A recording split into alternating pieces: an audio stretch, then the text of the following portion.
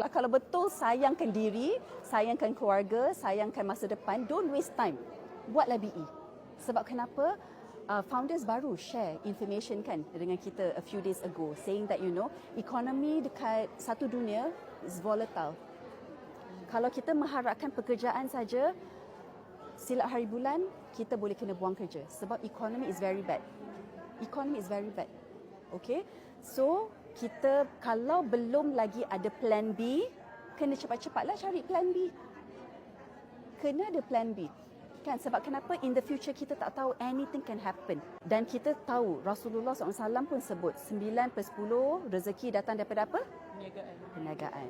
So kalau kita nak berniaga dalam dunia tradisional, kita perlu modal, kita perlu kepandaian. Sebab kalau kita tak ada pengalaman juga dalam tu, kita tak boleh buat. Sebab itu banyak orang gagal. Dia sekadar buat bisnes tapi hanya cukup-cukup makan. Dia tak boleh betul-betul maju. Tetapi dekat dalam BE, kita dah ada satu sistem, kalau you ikut, dia adalah perniagaan. Tapi ramai orang cakap, alah ni MLM. Buat dapatlah, tak buat tak apa-apa. RM60 saja dia punya membership. Tak rugi. Tapi kalau traditional business, kenapa orang buat bersungguh-sungguh? Sebab dah banyak melabur duit kat dalam tu. Modal dah besar.